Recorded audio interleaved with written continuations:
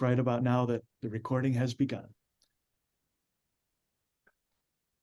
All right, everyone, welcome to the University of Washington Masters of Human-Computer Interaction and Design info session about admissions and about the program. Our goal here today is to give you an overview of why we think we're doing what we're doing, and what the experience is like. And for this session, we've got a pretty straightforward plan of attack. Our agenda here is a little bit of introduction about the program, its structure, philosophy, and why we're organized this way. Then we'll talk about curriculum. After we've talked about curriculum a little bit, we're going to bring in our student guest panelists to talk about what their experience is. They've been here now for all of about 6 weeks, and they've been fully immersed in what it's like to be an MHCID student at this point, I think. We'll talk a little bit after that about career development, the application itself, and then we'll have time for questions and answers. We don't really go through in detail all the pieces of the application in this session because we think there's a lot of information online that you can read about. We're happy to answer questions on that, but the focus is more about the structure of the program and how we put it all together here in what we call the MHCID program. So welcome aboard. Joining us today, our hosts to begin with are myself, Matt Bartels. I'm the Assistant Director of Student Services. You may well have emailed with me already. And then we have Ana Pinto de Silva, our Program Director, and Scott Ichikawa, the Associate Director of our program. Each of them will be talking in this early session as we begin. So in addition, though, we have student hosts. You'll hear from them quite a bit as we go down. This is our crew that's joining us, and you'll probably hear them in chat as well. Samantha is our admissions ambassador. She's the person on the student side who's open to arranging visits and talking with you about questions and the like, and she can get you connected with students along the way if you have admissions questions. Joining her today are Jamie, Jishnu, Zihui, or Z, Azine, and Tiffany. That's our student crew for today. It's a good bunch, and I look forward to hearing from them, probably more than us along the way. So let's dive right in. First up on our program, Ana Pinto de Silva, our director of our program, would like to talk a little bit about the program's overall structure and philosophy. So Ana, welcome in. Oh, I think you're muted, Ana. Sorry about that. Thank you so much, Matt, for creating such a beautiful, beautiful structure for our time together today. And thank you to all of you who have taken time from your schedules and are joining us from around the world and across the country. It's really such an honor to have time with all of you today. So as Matt has asked, I'm going to go ahead and provide a bit of an overview of our program, anchoring us within the mission and vision of the University of Washington, for which we're very proud to be part of, and then talking a bit about our own mission vision, and then handing it over and our purpose, and then handing it over to Scott to have you get an overview of the program and its structure and its curriculum. So in terms of the University of Washington, the vision of the University of Washington is to center discovery at the heart of all of the work that we do. And at MHCID, we really take that to heart. We have a year-long journey together where we really have the opportunity to discover best practices in the field, discover our own purpose, and connect those two such that we have impact-ready graduates at the close of our year together. The University of Washington sits within an incredible innovation ecosystem, and we are so proud to be part of that. We prepare leaders that intentionally draw and contribute to different disciplines and how we practice critical optimism and also critical courage in the reimagining of the human-computer interaction and design process. And just to center that for just a moment, we're in a moment in history where HCI has an unprecedented role to play. If you look back even 20 years ago, 10 years ago, the way that we interacted with the computer was something that we did for part of the day. Today, it's something that billions of people around the world interact with every single day, every hour of the day. The systems that we create together are some of the most important definers of the human experience. When you think about the impact that human beings are having on the planet, both in terms of our own carbon footprint and our impact on the environment around us, including other species, we can recognize that human-computer interaction has a much larger role to play than we've ever conceived of before.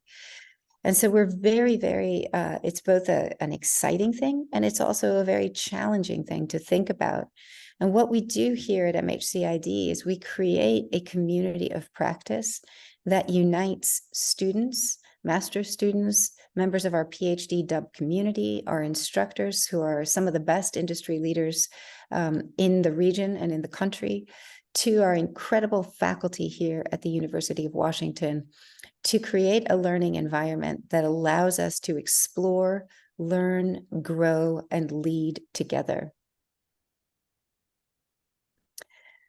So towards that, we are focused on graduating people who can center equitable and ethical interactive systems that enhance well-being and consider the needs of both humans, societies, and the broader world around them, the environment. Next slide, Matt. So MHCID sits at the intersection of 4 contributing partner programs. We are an initiative of what's called the DUB community. So DUB stands for Design, Use, Build, and it's a community that began to be formalized about 14 or 15 years ago. And it's comprised of 4 partner programs.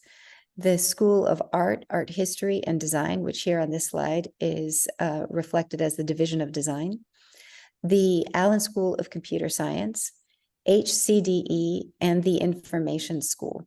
So we sit inside an incredibly rich ecosystem, in this case, the formal DUB community, but because we're members of the broader University of Washington, we're adjacent to the Evans School of Public Policy. We sit adjacent to the Foster School of Business. We sit adjacent to the College of Built Environments, the School of Nursing, the School of Medicine, and so many other programs that are highly relevant to our work as innovators. Thanks so much, Anna. I think that really kind of sets us up nicely to see from the big picture where we fall in relation to what the university is doing, and then also what we're doing in terms of our program. I wanted to go zoom down a little bit and narrow in a little on some of the more practical elements of the program structure. So Anna sort of introduced our program philosophy and the mission overall. We see where we sit as a very interdisciplinary program that learns from all of our collaborators and departments. Within our program itself, we operate on the cohort model. As you'll see when you talk with the students here, we bring together a group of students who start the program together and graduate 11 months later as a whole. You walk through the program with your cohort, a group of around 40 people right now who have joined together to commit to an intensive year of studying and learning with each other. Most of our courses, as we'll hear in the curriculum section coming up next, most of our courses are taken together. It's not a program where you're designing your own major in a lot of intricate or personalized ways. Most of the core courses, you're going to be sitting with your classmates in small team projects with this cohort of 40 students. We have electives around the edges that we'll talk about as well. But the core is a set of curriculum courses that we've developed that really prepare you to be a professional in this field. And the last bit about our program structure is we have a dedicated studio space that's a nice perk to have in programs like this, somewhere that's 24/7 used by our students. It's your own home where you can hang out, you can work on projects, leave work in progress, and then come back tomorrow. It's not like a classroom where you have to clear everything out at the end of every class session. Our studio becomes sort of home base for the cohort for the year that they're here. Those are some structural details. From here, though, I'd like to introduce Scott Ichikawa, our Associate Director, and he's going to talk for a little bit about the curriculum of the program and how we put together all the courses that make up the year-long program. Scott, welcome in. Thank you. Thanks, Matt. And yeah, I get to introduce our curriculum to you. I'll be covering a lot of information, and I'll walk through kind of how our courses are set up, how they come together for a full year for any of our MHCI+D students. Before I get started, though, I just want to say if you have any questions, feel free to add them to chat. We'll try to get to them, like either Matt or Anna or student reps that are here today to try to answer some of those questions as we go along. But we'll also have some time at the end for Q&A a little bit later. So, all right, next screen. Yeah, so the curriculum overview. So the MHCI+D program has a set curriculum that creates kind of a space to learn through doing, reading, writing, and hearing from and working with an interdisciplinary group of students, as well as interdisciplinary faculty from across those different programs that Anna mentioned, as well as bringing in industry instructors and guests throughout the year to kind of give you kind of this broader interdisciplinary lens about what HCI and design means within the greater community. The foundation of this program is a core set of courses that fall into these kind of main typologies. And I'll walk through each of these, but there's going to be things that I talk about that we call the Dub seminars, which kind of are seminars crafted around that kind of community that Anna kind of introduced to you all. There's seminars or these lecture courses that go in a little bit more deeper, studio courses, capstone courses. We have our electives, and each quarter, the MHCI+D program includes kind of a mix of each of these class types. And so I'll quickly go through them. So Matt, next one.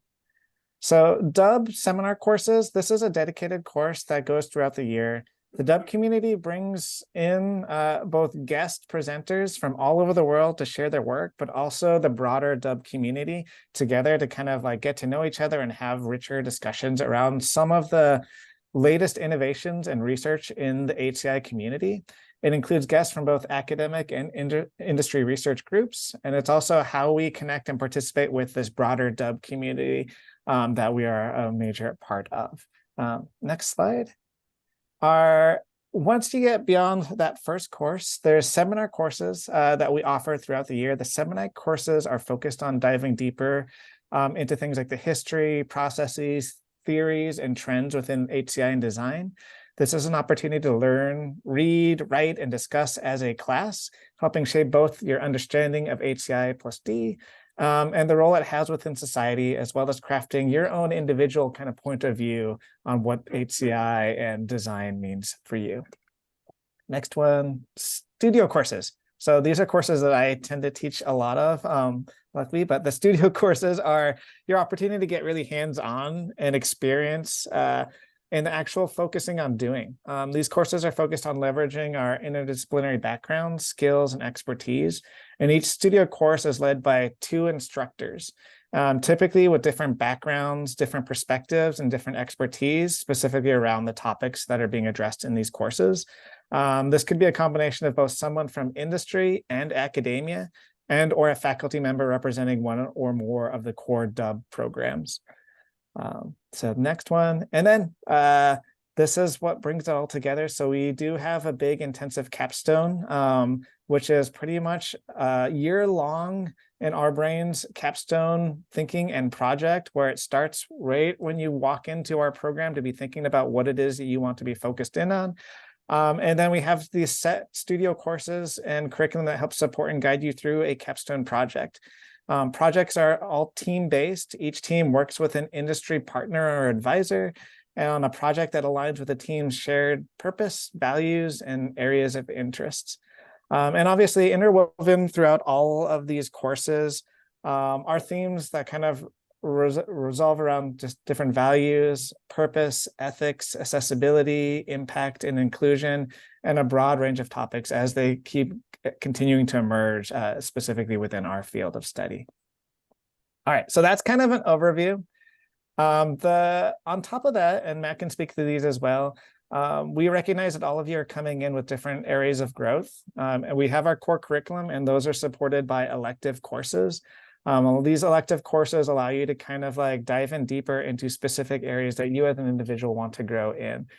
They are how we kind of partner up with all those other programs that Ani had mentioned, where you can have these opportunities to take classes within some of these dedicated programs within CSC or the Information School, HCDE, the School of Art, History, and Design, and other programs as well, as we get to know all of you. So those are the broad range of courses. I'll try to cover this really quick. So you're probably wondering, okay, we have all these courses, like how does all of this come together? So I'm going to try to walk through what a year looks like for all of you. So before the year even starts, like the academic year starts at the University of Washington, we have an immersion studio. It's a 1-week intensive studio course, which gives you an opportunity to start diving into what it is or what it means to be within human-computer interaction and design, as well as starting to build relationships with your peers, the faculty, the University of Washington, and the greater Seattle area. And that's kind of the big kickoff to our program. After that first week, we start up into autumn. And you can start to see how we bring together these different types of courses. So in autumn, we offer a seminar called User Research. User research, there's a seminar that includes introductions into what user research is, research methodologies, how it's conducted, different methods that you could use, how to record findings and analyze data, and most importantly, the ethics of user research and how to protect individuals that you study. On top of that, there's an ideation studio. I'm teaching that right now with our current students. It's a project-based studio where we go through and critique the design process. We learn through practicing systematic methods for exploring a topic space, conducting light research, finding insights, crafting a design challenge, ideating, down selecting, iterative design and testing, and presenting your work and your process, with the final kind of culmination of this being like a showcase event at the end of the quarter. On top of that, you'll get your first quarter of dub. This starts in fall and continues throughout the rest of the year. This is, like I mentioned, where we bring in these guest speakers from throughout the world in industry and academia, and have class discussions with the presenters. And then you'll have some electives as an optional for autumn quarter as well. And then as you move into winter quarter, we start transitioning and taking some of that core learnings around research and the design process into what does it mean when we take it through the lens with technology. And so within winter quarter, we have a prototyping studio. This is where you have an opportunity to take an idea and test it and really build it out. At its core, it is about different ways for people to engage with your ideas. You'll explore various ways to rapid prototype. It'll push many of you outside of your comfort zone as you learn a little bit of physical computing. But this is also really a great opportunity to experiment within technology. To support that, we offer a seminar course. It's called User Interface Software and Technology, WIST for short. This is a seminar that we offer that surveys kind of the past, present, and future technologies. It includes things like how we interact with our hands, bodies, 2D, 3D, physical computing. It'll teach you theories and concepts and analytical skills in examining the feasibility and limits of user interface technologies. And that'll kind of hopefully kind of ground this idea of where HCI is and where it kind of came from and where it could potentially be going into the future. And then this is also, you'll see that dark blue. We have a dedicated course for capstone planning. This is when you start forming a team, connecting with an industry advisor, and then starting to figure out where and what y'all want to focus in on for your capstone projects. And obviously dub goes on and you'll have electives potentially in winter quarter. And then once you transition into spring quarter, things you'll notice lighten up a tad bit, but this is where you end up focusing a lot more on capstone. So we have a dedicated capstone studio course. It's called Research Studio. The studios are now focused on your capstone work. So Evaluation Studio takes the learnings from your autumn quarter user research, Ideation Studio, and any other research classes that you might have taken as an elective, and then gives you 10 weeks to conduct research in a very specific topic space, guided by a pair of instructors.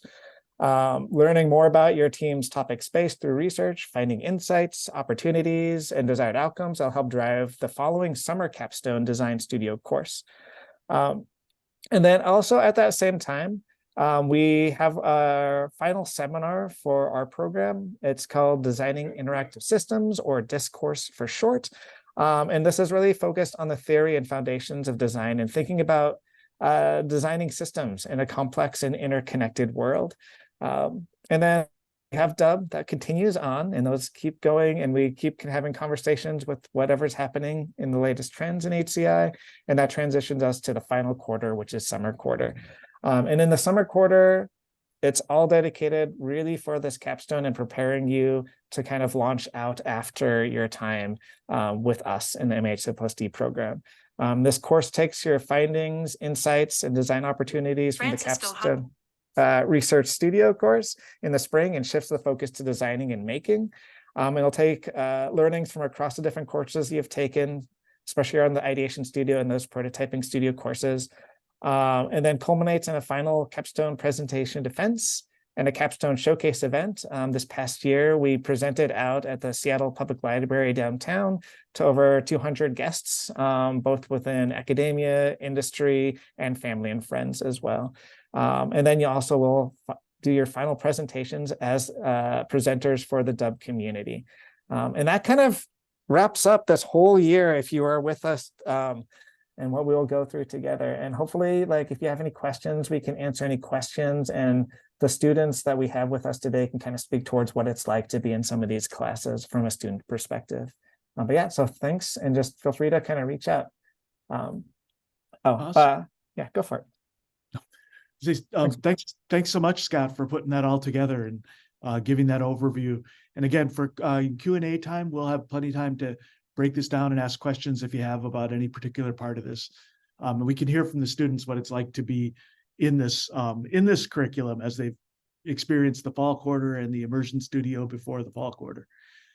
Before we bring in our student guests, I thought it'd be useful to talk, because they're probably going to be far too modest about what brought them in here and what makes them right for the program.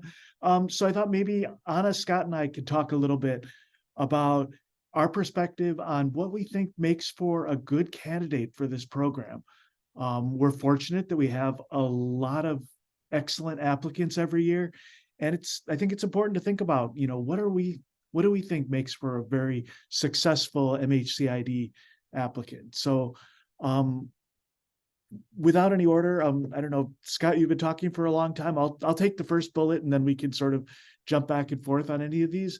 When we're looking at MHCI+D students, we find that it's really helpful if we find students who are curious and thoughtful about both people and technology. When I think about this bullet point, what I think is important is that there's an interest in both people and technology. We're not looking for folks who are just only interested in technology necessarily. We think what's most important about technology is how it works with humans. The human element of this design process is really critical. And so we're looking for people who are not just looking to become experts in using VR technology or something like that. We're looking for people who are looking for a way to use technology to make life better for humans. Both of those elements are important in what makes for a good candidate. Next up there, Scott, do you want to take the next one, or? Sure, I can jump in that. So sure. we write in here self-directed and driven. This kind of manifests in a lot of different ways within this program. Obviously, you're coming in with specific things that you're hoping to grow, and it's important for you to kind of like let everybody know, let us know, so we can help support you. But also, in order to take advantage of this kind of amazing university and all the amazing faculty and all the amazing stuff here, part of it is on you also to kind of take the initiative to kind of go out there and meet the right people, connect with them, and find those opportunities that really kind of will support your growth and leverage your time at the University of Washington.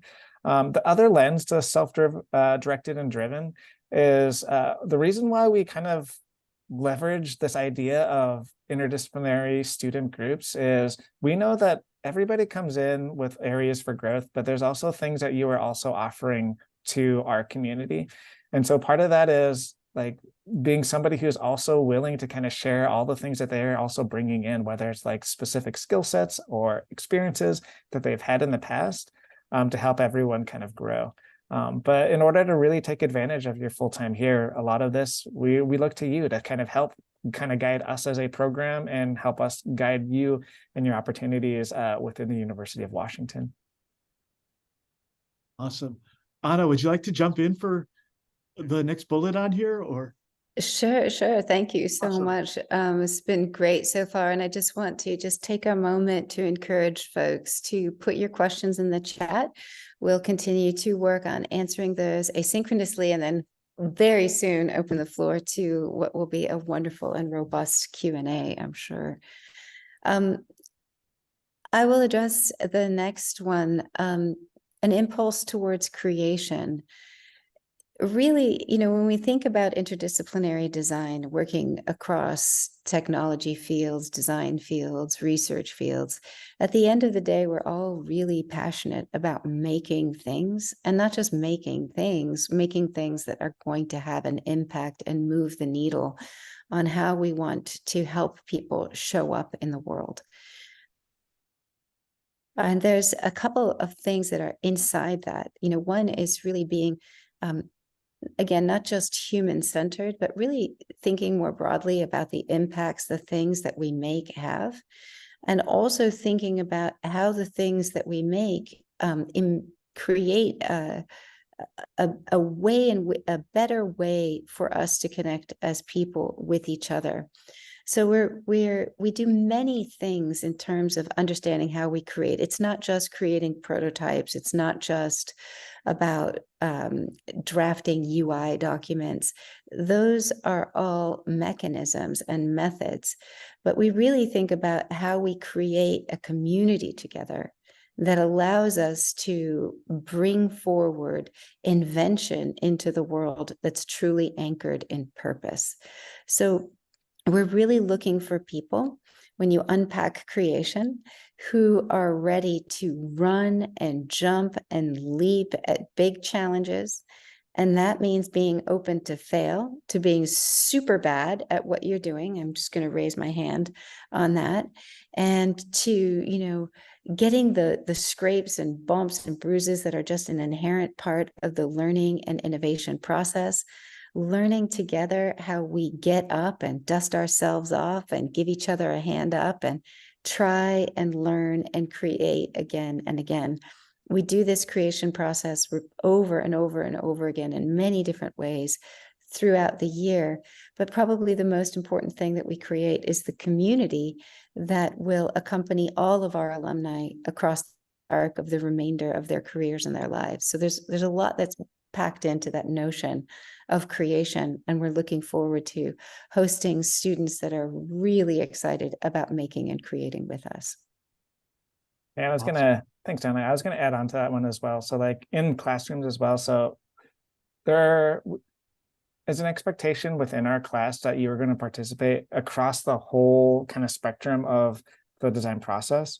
And so there are going to be people that might be just focused on building up skills around user research, but we do ask that you are an integral part of the process of being part of the whole process. And likewise, for somebody who's coming from engineering, who's thinking about things through technology, that you're open to, being part of the research process. And then understanding that they all kind of work together in a synergistic way, right? And they all work together. They're all asking similar questions and doing similar things just through different means.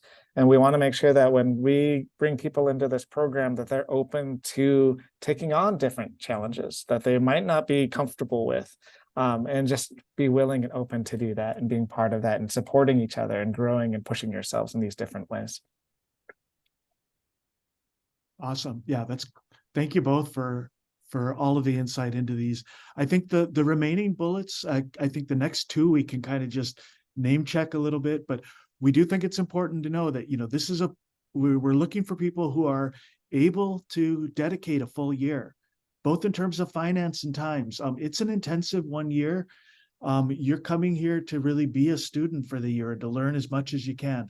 And we're looking for candidates who are showing us that they're willing and ready to go for that full year, and dive right into it.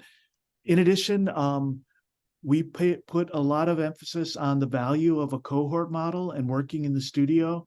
on group projects as a mode of learning. It's not the only mode of learning for sure, but it's a big part of the year.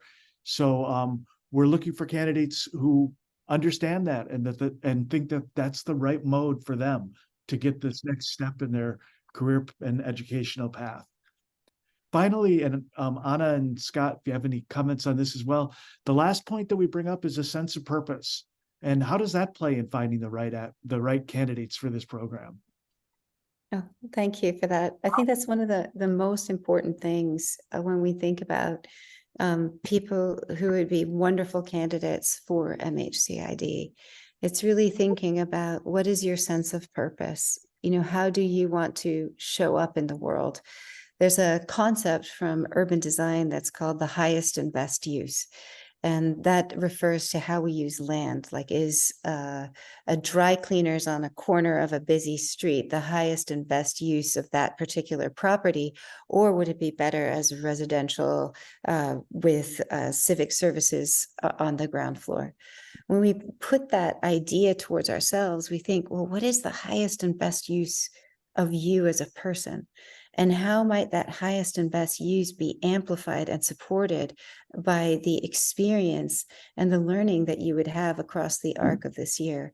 So what we're looking for is students who've done a lot of reflection, thought about, you know, how they want to be in the world, why human-computer design and interaction are the ways in which they want to articulate that sense of purpose, and what is their vision for their work after the program.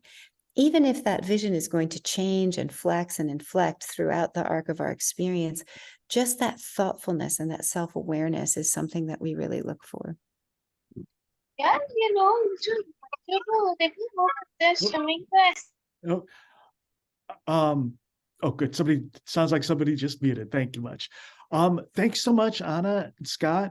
As we talk about who's right for this MHCID program, I think the best way to show who's right for the program next is to bring in our student panel and get a chance for them to tell us a little bit. We've given you our perspective on what we think makes this program go well, but who knows it better than the students who are living through it? And I'm just grateful to welcome all of these students here today. Sam is our admissions ambassador, as I mentioned. Jamie, Jishnu, Zihui, Z, Alzine, and Tiffany have all agreed to come in this morning and join us and talk a little bit about how this year has been and what brought them to MHCI+D. I think what I'm going to do is I'm going to stop the sharing of the screen so you can see actual images of the people who are talking and not just a PowerPoint. So we'll switch over to that now. To get us started, let's do a round of introductions so we can find where on the grid each of you are located. And maybe we'll start, I'll call out each of you. I'm interested in hearing from you a little bit, if you could introduce where you're coming from, and also what brought you to MHCID. Sam, let's start with you. Great. Thanks, Matt. Morning, everyone. My name is Samantha. Originally from Singapore, so I flew a long way to get here. I saw someone from Thailand, so, you know, Southeast Asia buddies.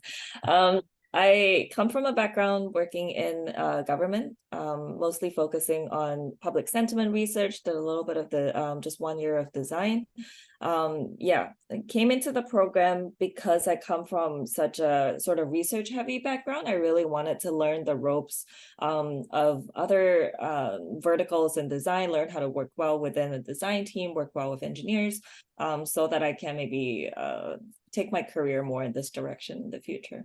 Yeah, so that's a little bit about me. Matt, should I hand it to someone else? Why not? Yeah, popcorn it along to somebody. Got you. Jamie's right next to me on the screen, so I'm going to toss it to Jamie. Hello, everyone. I'm Jamie. I'm originally from the Bay Area, California, but I've been in Seattle for a while. My academic background's in humanities. I also minored in information science. I have a few years of experience in industry as a product designer. I've worked both in-house teams and at agencies, and I came to this program really for the cohort model and to dedicate a full intense year to really fill in all the gaps in my skill set and have an academic lens on it as well. So yeah, looking forward to answering your questions. Who would you like to hand it off to, Jamie? I will hand it off to Ozzy. Thank you, Jamie. Hi, everyone. My name is Azine. I'm from Orange County, California, which is right between LA and San Diego, for those of you who are from there. My background is in criminology, law and society, and psychological science from UC Irvine. I was brought to MHCID more so because I wanted to utilize my multidisciplinary background in what I studied in undergrad and here to work towards bridging barriers to access and opportunity and make things more inclusive in both the tech space and between people. And I think this program is specific, our missions and our values really align with mine. And I also really like the cohort model, especially moving to a new place. So it makes really easy to meet people and make friends as well. I want to bounce it to Jishnu. Thanks, Ozzy. Hi, everyone. My name is Jishnu. I'm from India, Kerala. So my undergraduation was in civil engineering, but I have zero work experience as a civil engineer. But I have a little over 5 years of experience working as a product designer across primarily fintech, but also health and education. Now, how I got to design is a long story, but I would say one book played an important role. That's Design of Everyday Things by Don Norman. But if you want to know the rest of the story, just hit me up on LinkedIn. And why I joined the program, I would say I was just bored at work. It was just the same thing every day. You have a brief, you do wireframes, you do research. So I was just curious to know what else is there to this field, because I know it is a complex field. And I sort of wanted to discover a lot more, and that's why I joined the program. Yeah, I think I'll hand it over to Z. Hi everyone, my name is Z. I'm originally from China and I moved to the US for college where I double majored in psychology and math. And after college graduation, I worked in a hospital as a clinical research assistant for 2 years before joining this program. And the reason why I'm here is because I want to expand my knowledge in HCI and also just to find out about my UX identity. And I would also love to learn more about accessibility and inclusive design in this program. So that's it about me. I'll pass it to Tiff. Hi everyone, my name's Tiffany. I'm from the Bay Area and I went to UC San Diego for cognitive science, but I did more machine learning stuff. And I had a couple years of experience in industry, from project management to product design, and I wanted more concrete experience in learning about design. And I really liked the cohort environment that MHCID had, and I thought it was very unique in its program. And yeah, that's basically why I'm here.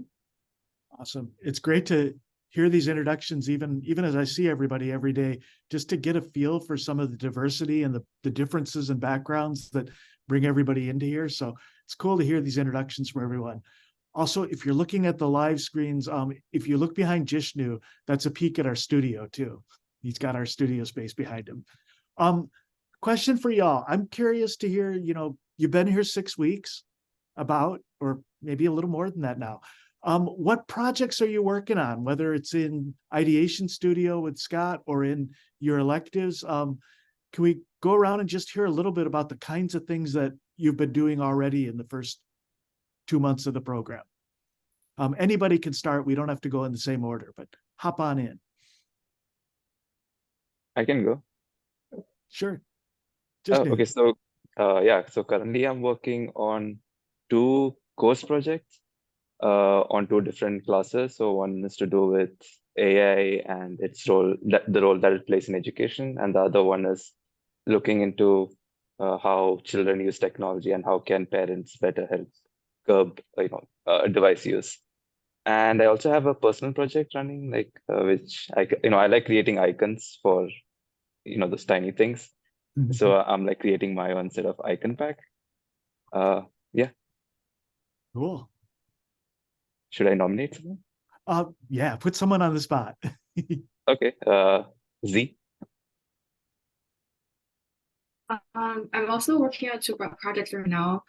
For user research, my team and I were working on researching how young adults navigate through the healthcare system, how they choose insurance, what are some of the challenges and barriers they're facing when they navigate through the system. And for ideation, my team and I were working on how we can better help college students manage their meals more effectively, so to reduce food waste. And I'll pass it to Jose. Hi, everyone. So I'm also working on two projects, one of which Jamie is also part of, so maybe she can add some more onto it after I'm done. But the first project, for Ideation Studio, we're working in like a futuristic landscape and kind of envisioning how the future of tattooing may look like, as technology may like surpass humans or be integrated into us, and utilizing and trying to preserve the human touch and personalization aspect of it. And then in user research, we're working on kind of understanding the bike paths in Seattle specifically, and how we can make it more safe for cyclists and kind of stuff like that. And I will pass it to Jamie. Yeah, so as Ozzy mentioned, we're both on the bicycling project together. So that's for user research. For Ideation Studio, my group and I are working with the local senior center here, and we're looking to tackle ageism and how we can integrate like connection with the younger generation to kind of tackle this problem. Tiffany, next.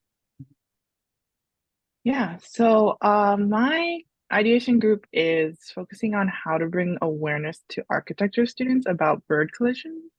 And we are partnering or connected to the local Birds Connect in Seattle, and yeah, overall awareness of birds. And for user research, we're looking into how beginners gamers get into gaming and what aspects that lead them to drop out suddenly and stop gaming. And I'll pass it to, is that it? I think we got Sam yet. Oh, Sam, yeah. Sam. Yeah, great. I unfortunately landed myself with 3 projects this quarter because of my elective. 3 very different projects too. So like my brain's a little scattered right now. And my elective, which is on product management, because I don't really have any experience with private sector, how private sector companies work. The entire background was in public sector.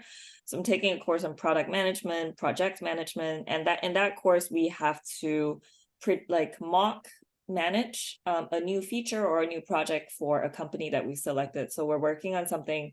We're working on Spotify, and we're pretending to introduce a new feature called Beat Sync, which syncs your music's tempo to your heart rate and your fitness goals, instead of like you trying to pick music and then match your heart rate to the music. The other projects for user research, we're looking at productivity and joy and the relationship between that for hybrid workers. How do we bring about more sense of joy while helping them to be productive throughout the day? And then for ideation, we tried to take a more futuristic, speculative lens for our project, and we're trying to imagine the iconic fountain that we have on UW campus, Drumheller Fountain.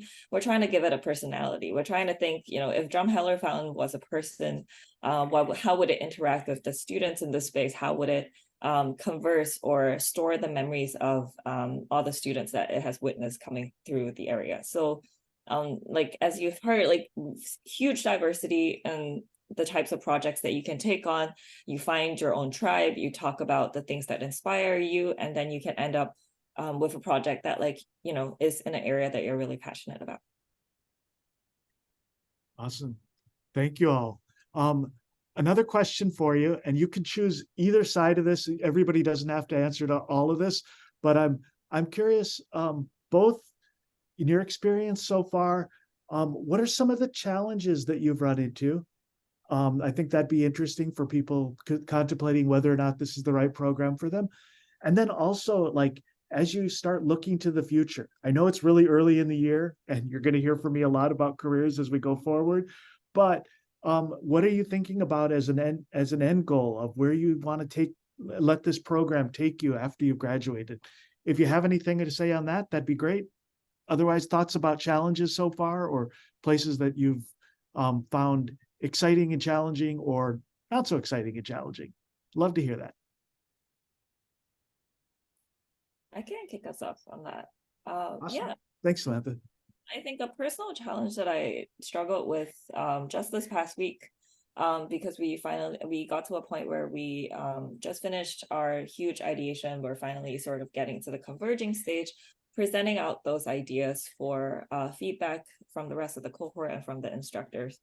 So that's where we're at for ideation right now. And and this is for me personally, coming from a background in government where everything followed protocol, everything followed, there was like a right way to do everything. And you were always told that there is a right way that you have to stick to doing everything. The ideation process was really challenging for me to really try to stretch and sort of tell myself that like playing around with ideas is okay. And then finally putting all of those ideas together in a way that and then learning how to take feedback and learning how to incorporate feedback from everyone in the project forward. I think that's sort of a hump that I'm just sort of overcoming, and I'm seeing the benefits of overcoming right now and learning to enjoy the learning process a little bit more. Yeah, that's sort of where I'm at. Yeah. Awesome. Thank you. I'm gonna put Jamie in the spot again. Sure. Yeah, I would say a challenge for me would be time management. So when we first sign up for our classes, you only have class 3 days of the week, but with the group work, your schedule fills up quite quickly. And yeah, I'm finding that to take care of myself, have a social life, and also get all the work done on time. Like every block of your day, at least for the weekday, has to be pretty closely managed. If you let the day slip away from you, it will catch up to you very fast.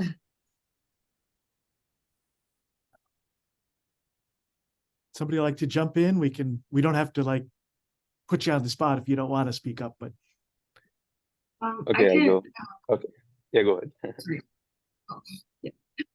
So I was just gonna add on to what Jamie was saying. I feel like time management is definitely a very challenging aspect because we are provided with so many information resources, and there are a ton of learning opportunities in this program, which is awesome. But at the same time, it can be a little bit overwhelming, and sometimes I just find it hard to really sit down and then absorb all the stuff that we're learning. So I would say that that's definitely one area that I'm trying to learn about myself and then try to find better ways to cope with everything that's going on in the program. just new, you're up. Oh yeah, so since I've had some work experience, I sort of came to the program with certain ideas and the way things should work. So for me, I think a challenging part was there were a lot of new ideologies, a lot of new ways of thinking about design and designing for people and things around. So it was a lot of unlearning for me, kind of start from new, start fresh, sort of thing. So that was kind of challenging. Then I would say, so in the program, the program is short. You have limited time, and you have a lot of resources. You can do a lot of things, but you should be mindful that the time is limited. So you just got to do what you can do the best at that given point of time, and not let's say over research or go extremely deep into things. So yeah, make sure that time is limited, do your best, and get whatever you have within that time. So yeah. Awesome. Thank you. Ozzy? Thank you. Definitely echoing what a couple of my classmates have said. I also think another challenge is I don't come from a UX background. I don't have professional industry experience, so In that sense too, I feel like the program does move us at a very fast pace. So I think sometimes there's this feeling of like imposter syndrome of like, oh my gosh, I feel like I don't know as much. And I'm like trying to fill in the holes as I'm learning and doing my projects, but also kind of trusting the process too and learning from both my instructors and like my team and other people in the class. And yeah, that's kind of where I'm at, but that's my biggest challenge. Great. Tiffany, want to throw anything in before we move on to another question? Yeah, I think working with a team is always going to be some ups and downs. And I think I learned a lot on um, how to collaborate with people and how to communicate with people. And facilitation is a really, really, really important skill to have. And I think you learn that a lot during the program, and I feel really well equipped now for the next project for sure. Awesome. Thank you all so much. One more question before we wrap up the student panel side of things here. I also appreciate all that you've been answering in chat. I see quite a few of you have been responding in chat with great information in there. I'm grateful for that. So right now, if you think back to a year ago, students on the panel, you were maybe sitting in the same kind of an info session. You made it through this whole application admissions process and chose to come to the MHCID program. I'm wondering if you have any advice for people who are listening in, trying to think about how to make a decision between different options and the application process. Any thoughts that come to mind that might be advice for new applicants?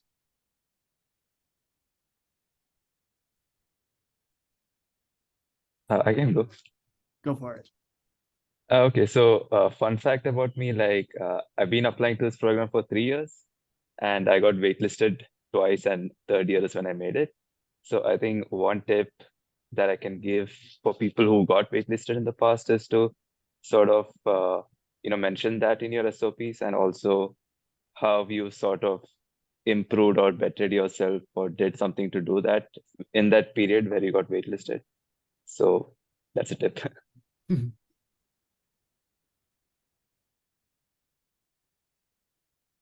I would say my advice is to be yourself and be authentic when you submit your application. I think a lot of times when we write, there's kind of a feeling that maybe we want to hear certain things, but the cohort model is really like every year is different, and it's built around like the people and how they'll work together and everything like that, I believe. So it's important to just be yourself. Yeah, I'll add to Jamie's point on that. I think I see some familiar names. I've chatted with some of you. Nice to see you guys here. A couple of questions I've been getting is like, if I don't have a UX background, if I didn't take UX related courses in undergrad, if I didn't work in design, how do I talk about stuff in my application, right? And I think the way to think about it is we think more about like problem spaces or things in the world that you care about. So, be authentic about why you care about these spaces, why you want to, contribute to these spaces. How would the program equip you in ways to allow you to then work on these things that you care about? And I personally was really stressed about like the portfolio section of the application, because I didn't really have projects that translated well into a portfolio format. But at the end of the day, I sort of wrote it up like a research report to just be able to demonstrate that, like, here are sort of the research skills that I am capable of, and here's how I approach problem solving. And I think in talking to Matt as well, that is an approach for any of you who don't come from a field where like portfolios are a thing. Just show us some projects that like can demonstrate your approach to problem solving and your approach to like working in teams. And I think that would be, a great demonstration of capabilities on that front. Yeah. And in terms of like choosing programs, I will say at this point in the program, I really, really appreciate the sort of cohort model that we have, just in terms of like the amount of things that I'm learning from my classmates and the amount of support that you get just going through this really tough program all together. We just had our Halloween party last week. So we have moments of fun, and then we have moments of like, I think yesterday a lot of us went to bed super early after the ideation sharing session in the morning. So you have like a lot of common experiences like that. And I just want to highlight that that has been such a joy to be a part of. Awesome. I'm gonna cut in here just because Anna, our director, needs to hop off to another meeting, and I wanted to give her a chance to say farewell before she departs, and then we'll get back to the students as well. I just want to say thank you to the incredible team who organized this call, and to our students, and most especially, again, to all of you for your interest in our program. We're really proud of our program, and that pride just comes in embracing all the learnings that we receive through our work with the students and the incredible people in our program. If you have any questions, don't hesitate to reach out to any of us. My email is online. I'd love to engage further. And I am excited to hear follow-ups on the rest of this wonderful conversation. All right, take care, everybody. Thank you so much, Anna. Bye. Bye. Awesome. I think Samantha mentioned right before Anna had to drop off. I didn't even ask about like moments of fun and joy that you're having during the year. So feel free to bring that up as well as you're talking about sort of advice you might have for the students. Are you having a good time here? That's probably a good question to be asking.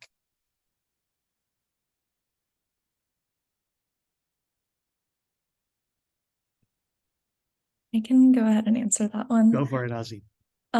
So I'm from Orange County, which to those of you who are familiar, it's a very suburban area, and Seattle is very much the opposite. It's a big city. It's more walkable. You can get around without having a car. I didn't bring my car here.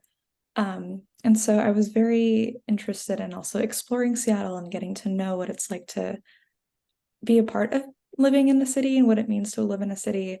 And one thing I really appreciate is that many people in the cohort are also very willing and wanting to also join me in doing different things, like going to a coffee shop, or 2 people in my group went to a concert spontaneously on Sunday night, like the Halloween party, and then, you know, going to different areas, like different bars and stuff like that too. And I think it's really cool to have that work, school / personal life separation, but also still enjoying, you know, yourself while you're in grad school, I think is really good for your mental health too. So the cohort model does a really good job of allowing that type of relationship and environment to flourish.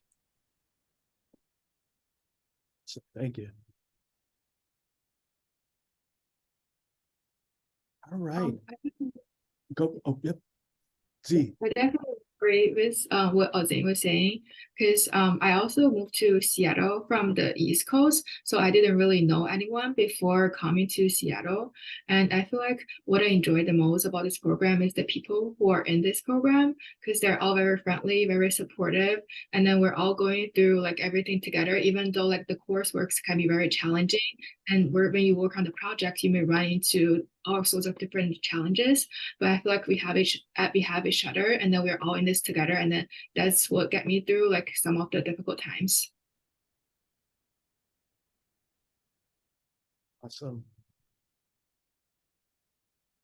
Well, I'm looking at the clock and realizing that we got a little bit more to cover, and I want to have plenty of time for Q&A. So I think I'm going to draw this to a close and say thank you to the student panel for all of your input here. I think that's really helpful to hear the perspective of, you know, what you've been through to get here and then how it's going so far. So thanks a lot for everything in there. I'm going to put up the shared screen again with the where we are in the PowerPoint, and just touch on a couple more things before we go into Q&A for the last section. So I wanted to talk a little bit about career development, coming out of what we just heard of where everybody is. This program is very much, you've probably heard several references in there to how busy students are. We are a classes first program. So even when it comes to career development, we really believe that the best way you can prepare for your career is to get the most that you can out of the learnings in the year here. That'll prepare you to be a stronger candidate and then more importantly, to have a better career down the road. So classes come first when it comes to career development, but beyond that, we provide a lot of other materials throughout the year to help you prepare, because you're here for a year and then you jump back or into the job market and looking for jobs. So we have a series of workshops. These start mostly in winter and spring and summer quarter, a little bit in fall quarter, but they start light to begin the year because you've got so much else going on. These are career development courses or workshops to help you sort of get ready for navigating the job search. So we'll talk about resumes, we'll talk about LinkedIn. We'll then go into a series of workshops discussing the different pieces of the job interview, from screening interviews to behavioral interviews. When you tell a story, answer a question, tell me about a time when X happened, and structuring those answers is some skill that can be learned. We'll do whiteboarding exercises, learning how to answer a challenge from an interviewer that asks you to just stand up at a whiteboard and come up with a design answer to a challenge that they put you on the spot. And we'll talk a lot about portfolio presentations.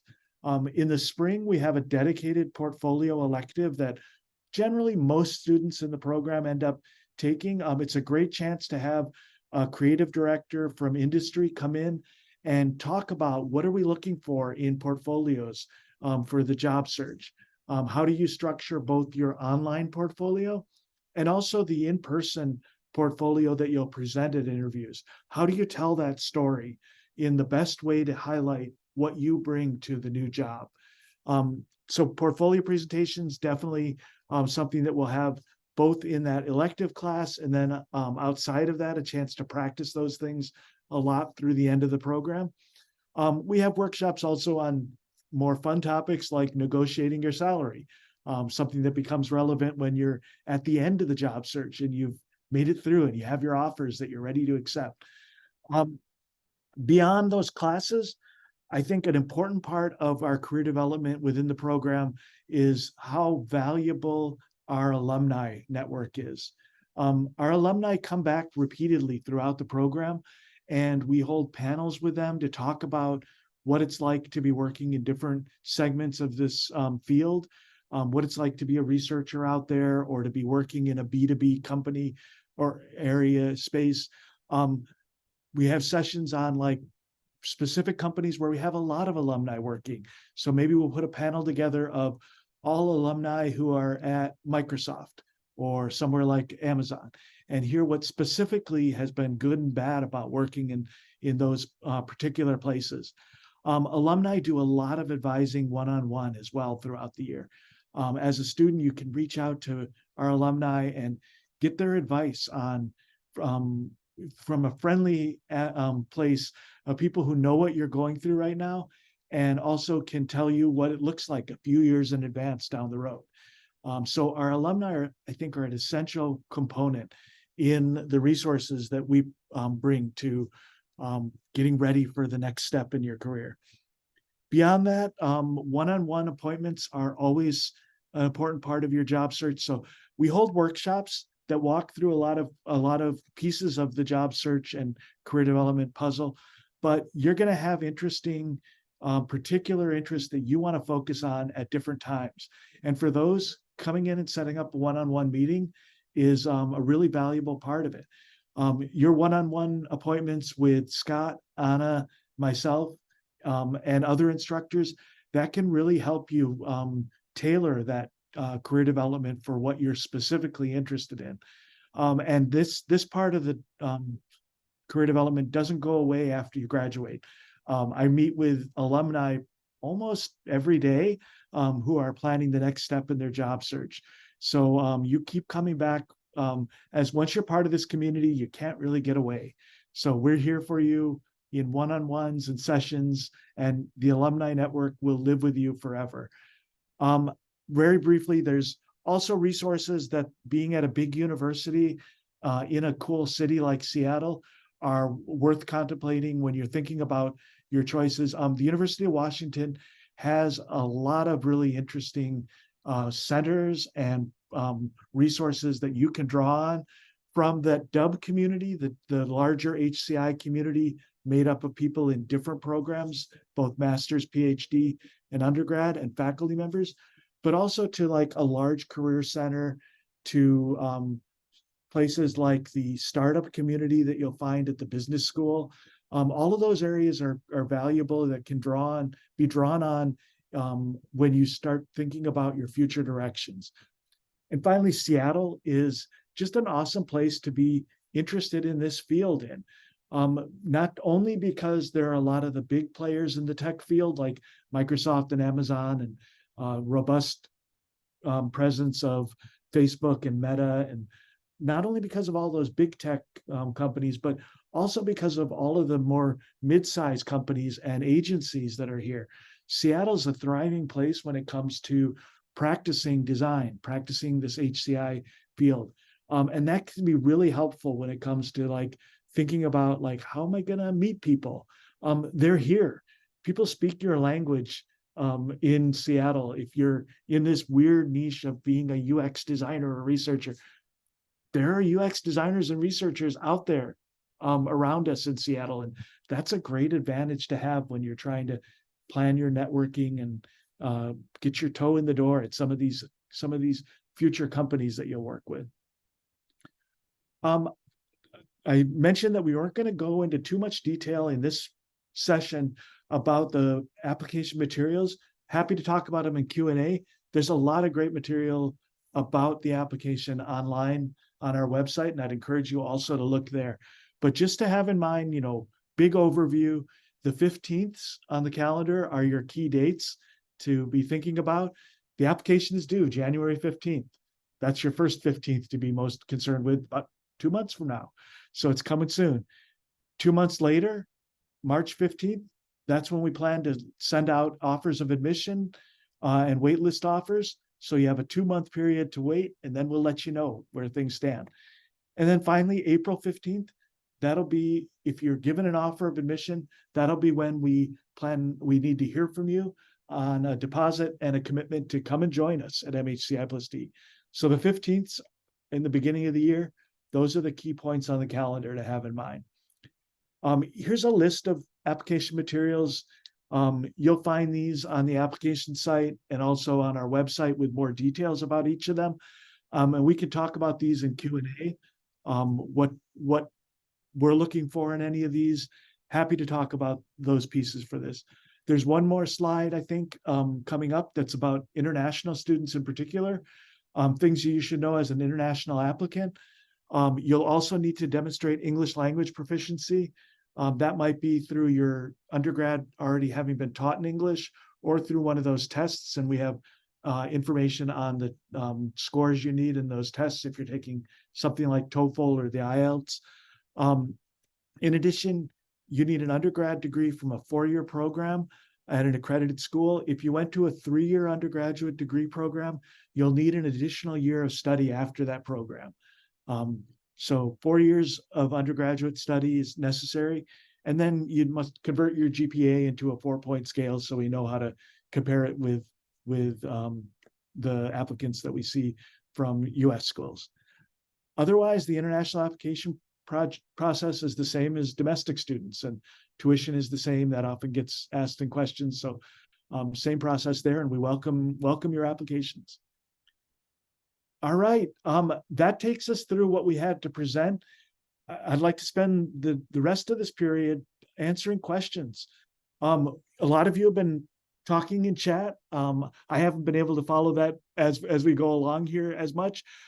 Maybe Samantha or Scott or anybody, if you've been seeing chat questions that we haven't gotten to, maybe we can start with those, and then we can go from there to people raising questions. I mean, if you've noticed anything that might be worth talking about. Yeah, thanks, Matt. I think I captured a couple of questions that maybe would benefit from your expertise on it. Bertrand asks if there are electives with more focus on engineering, and my sense is yes, but could you like give us a flavor of what some of the engineering electives are like? Yeah, there are a few different electives that go into that realm. So basically, your electives are where you can specialize a little bit more in the way that you approach this HCI field. Engineering electives that come to us, by and large, come through two of our sponsoring departments, the Computer Science and Engineering School and the Human-Centered Design and Engineering department. Both of those programs have sort of more engineering focused classes that you can potentially join in on. Some of the computer science classes for graduate level courses are going to be too advanced for most of our students. I just want to flag that not all graduate classes in computer science are necessarily going to be available to you. But if you find ones that are interesting, talking with the instructors and getting into those courses can be a great way to augment what you're interested in. I can think back to like students taking VR courses to really dig into some of the technology and virtual reality from someone in the industrial design program or industrial design, program.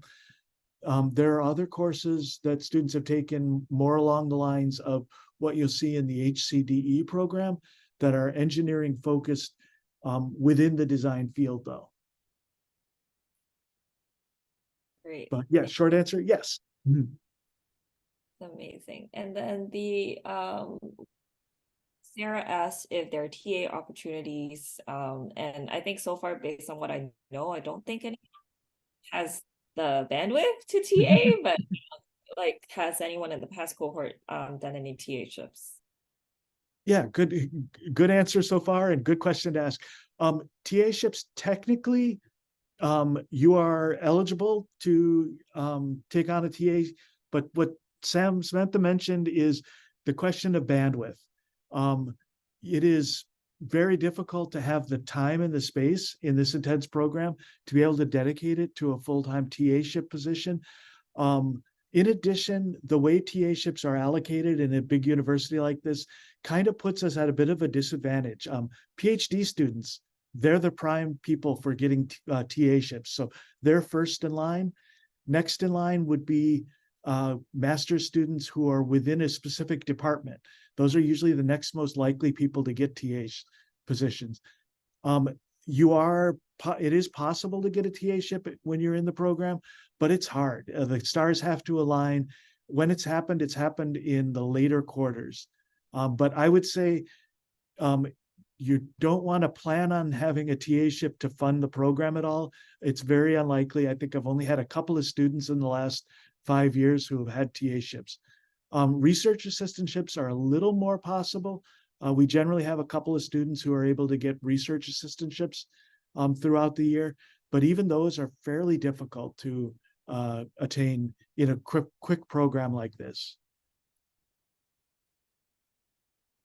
We had another question from Ruth that asks if I have more than 3 rec, will they all be read, or should they be like whittle it down to 3? If you can put more in there, we'll consider them for sure. I think 4 is the maximum you can put in there. We're only looking for 3, but if you put a 4th one in, we'll look at it, sure. But 3 is all that's needed, really. That gives us a good a variety of input from people who have seen your work.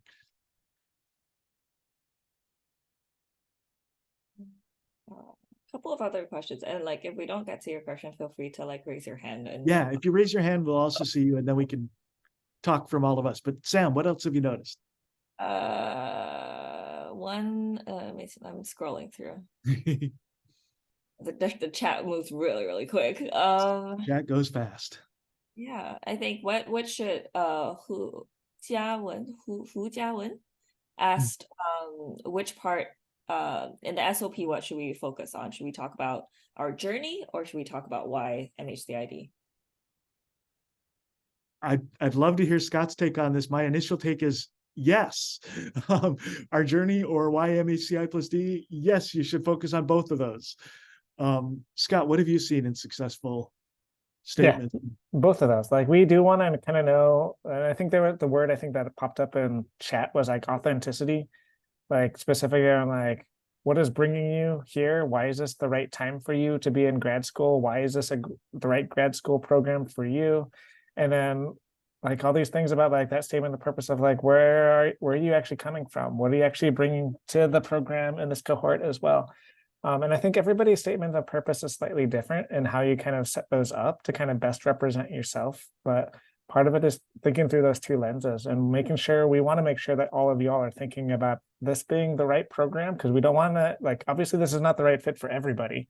And we want to make sure that you are thinking about and understanding what you're setting yourself up for this program. But also making sure that like we understand like what are you bringing, like what is it, where are you thinking you're going with all of this and why now. It's really nice to hear from everybody, and I think like it's popped up, it's authenticity about like you and your unique kind of trajectory that might lead you to the doorstep of our program. Right? Yeah, help us connect the dots in understanding like where you come from, why this is a good next step for you, and what, why us, why come here. We think it's important to show us that you understand what this program is and why this particular one is something that seems like it's the right next step for you. That's why we have the info sessions where we talk a bit about our philosophy and our structure, to give you a chance to sort of see that and be like, yeah, maybe that's not for me, or that sounds interesting.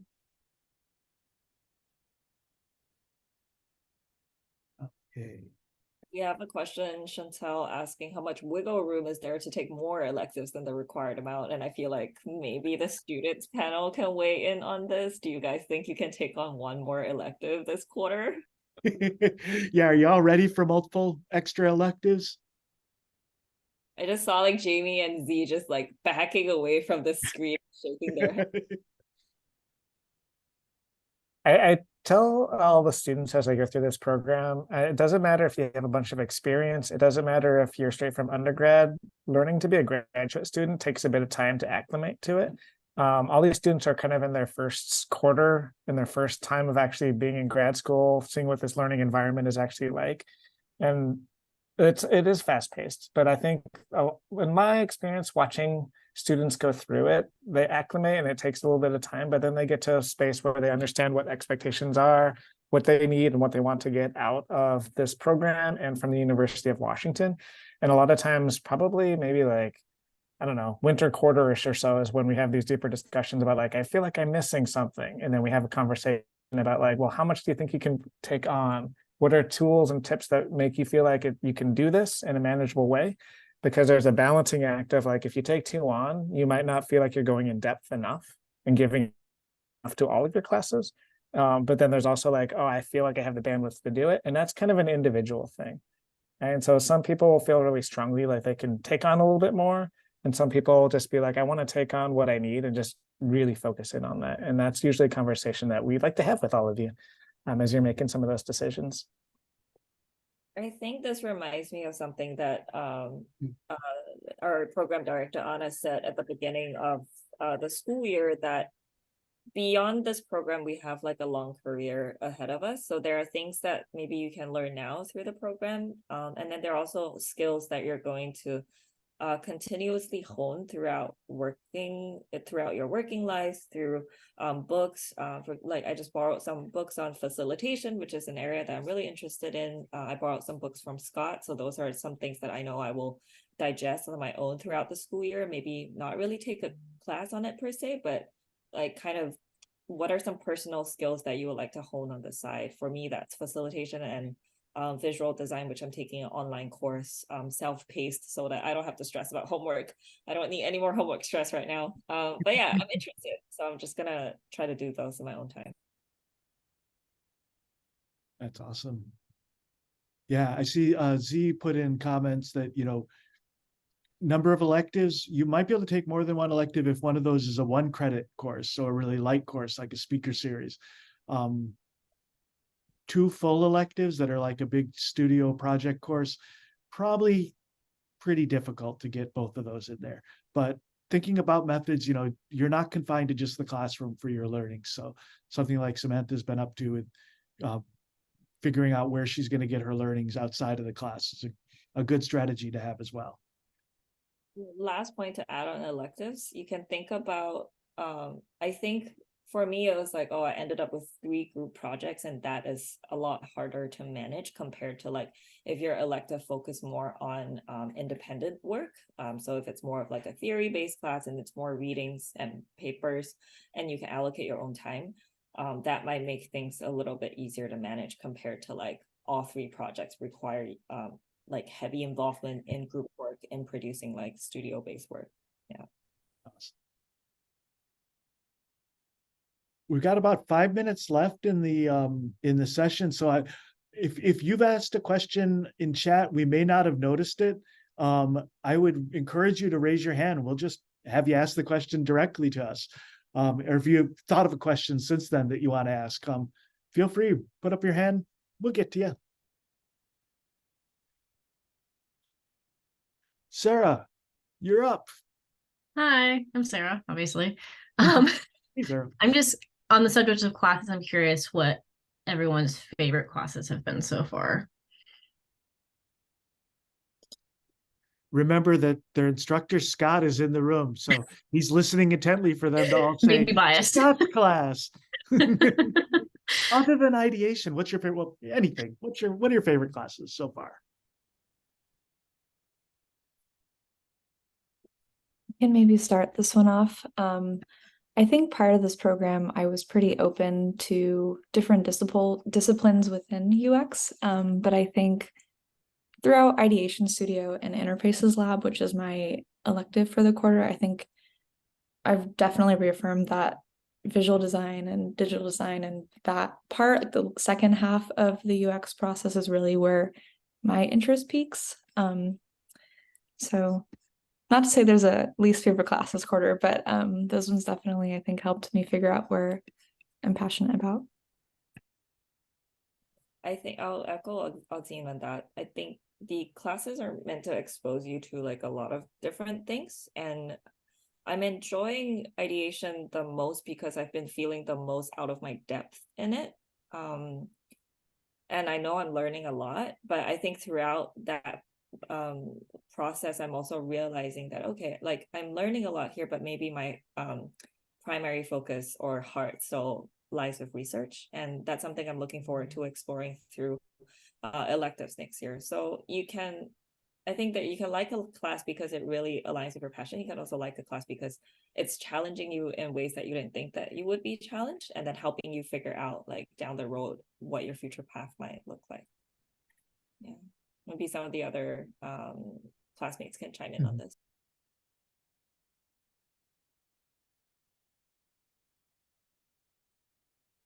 You guys are so quiet today. Yeah, it's a quiet one. Xinjian, do you want to add a question in?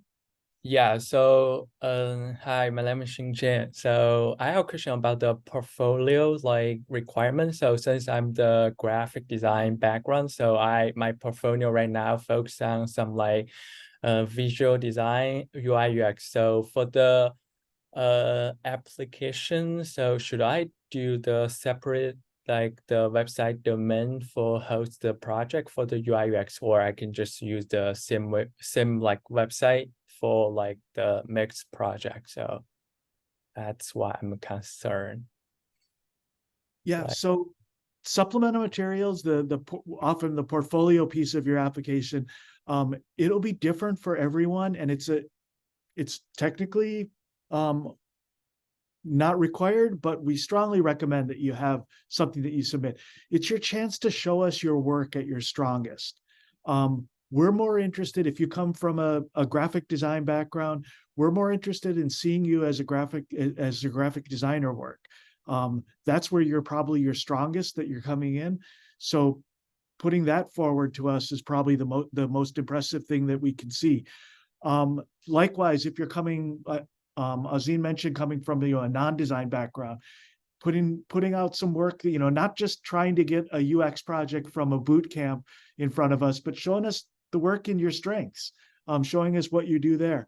In general, we're interested in the process you took in addressing a problem space.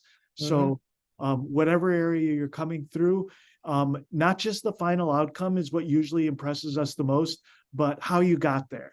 What were the constraints? What did you do? And then how did you get there? As far as the form, we're looking for you to point us to a website, probably just one URL. We can handle if you send us a couple URLs, but usually just one home place, which often is like a portfolio that puts all of your projects in an easy single place. That's usually a good form. We'll also take Google Drive links if you don't have an online presence otherwise, that you want to just share files that way. That often works for folks who are coming like from a research background and they haven't designed a portfolio before. But Xinjian, I think it sounds like you're coming from somewhere where you'll have something online already in a portfolio type format. Yeah. Sounds good. Thank you so much. Yeah. I see Hujia, you've raised your hand as well. Oh, Hujia, man. yeah. Hi, thank you for hosting everything and answering the question before. And I'm Jiawen. Sorry for typing my Jiawen, sorry. own name wrong. Yeah, I have a question for the portfolio as well. So I have like 2 years working experience as product designer, and all my like portfolio is related about my real work like projects, but like which have very heavy like a business goal, business needs, and technical limitation. So kind of like quite boring, like not included like many my like own idea or flexibility. So I'm wondering like for the applicant portfolio, like which part you more want to see, like my personal projects or like real work projects? It'd be both, I think. We're interested in in how you approach any kind of problem space that you're working on.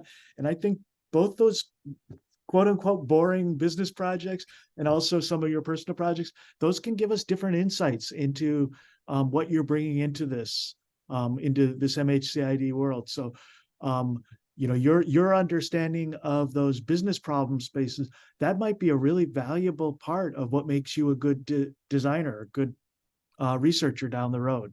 So I would think about maybe how I can tell those stories. Scott, any advice on how these things might best be played or portrayed in an application? Yeah, I think Matt's already touched on this, but it's like how you want to present yourself as well. I agree with that statement to be like, in this case, I was like, maybe if you don't really care about the personal stuff that much, then it's not that great. Then maybe you're like, yeah, maybe that's not what I want to show. But if like you're looking at these business case studies that you have, or this work case studies, and you're like, it's totally missing another side of me that I want them to really understand about me, then yeah, like combine those, right? Because that tells that unique kind of experience and what kind of brought you to this program as well, and the unique things that you would bring to our cohort. So everybody's different. I think Samantha touched on this in a lot of ways too in that last statement around like how you present yourself out. It can be a website, it can be a PDF, it can be a presentation. I remember we've gotten ones where they're links to articles they put on Medium or something. Like it's just different ways in which you kind of have presented yourself and what you think is the best way to present yourself. I don't think you have to like fake a bunch of stuff in order to show who you are. So that's also that authenticity of like, don't be afraid, like be proud of some of the things you guys came from really interesting backgrounds, whether it's like an undergraduate experience that you had, work experience you've had, life experience that you've had, volunteer experience that you have. Like, what are the things that you really want to kind of represent for yourself that you're thinking like, this is who I am, this is what I bring to the table. And it's your story. It's the things that kind of make up that we can't get just from like your statement of purpose. Right? It's the things that kind of build out also the other things that you do and that opportunity to showcase it. Good question, Java. All right. With no hands raised, I think we're going to keep close to our time plan here and call it a day. Thank you all so much for coming. Most importantly, our student panel, Sam, Jamie, Jishnu, Z, Azine, and Tiffany.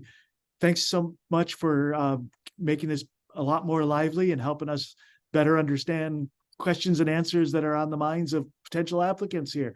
Everyone, best wishes. Reach out to us if you have questions. That email address, mhcid@uw.edu. So just our address at uw.edu. We'll answer those questions, and good luck with it all. Good luck finding the right program for you. Have a good day. Thanks for joining us. Thanks much.